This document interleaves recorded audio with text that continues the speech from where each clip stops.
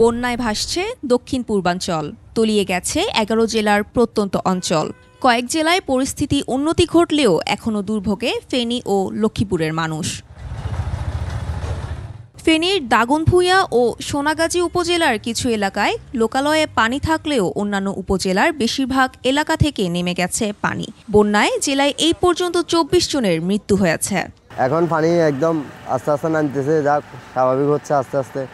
এখনো ঘরে আমরা কোমর পানির মধ্যে বহুত কষ্ট করতে আছি। এখন আমরা কোনো খানা কিছু হয় না, আমরা ফলাঞ্চল বহুত কষ্টের মধ্যে আছি। পানি আইসা আমাদের ঘরদুয়ার বাসায় লেগেছে এবং ভাঙি ফেলাইছে। আমরা একটা হাঁড়ি ভাতিলেও কোনো মুহূর্ত থেকে নিতে পারি নাই, এমন কষ্টে আছি। লক্ষ্মীপুরে বন্যা বেড়ে চলায় দুর্ভোগে পড়েছে বানভাসী মানুষ। নৌকা না থাকায় পর্যাপ্ত পরিমাণ ত্রাণ পৌঁছাতে পারছে না। দুর্গত এলাকার বাসিন্দারা পানিবাহিত নানা জটিল রোগের শঙ্কায় রয়েছেন।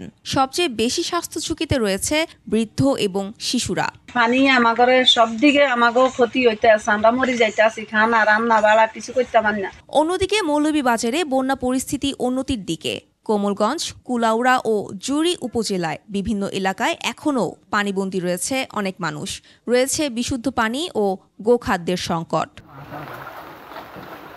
জুড়ি নদীর পানি ভবানীপুর এলাকা থেকে আজ ১৩৫ সেন্টিমিটার উপর দিয়ে প্রবাহিত হচ্ছে বলে জানায় পানি উন্নয়ন বোর্ড। এদিকে মৌলভীবাজারের কোমলগঞ্জে মেডিকেল ক্যাম্প করে সেবা প্রদান করছে BGB. Mahiya Rahman, text report, ২১ television.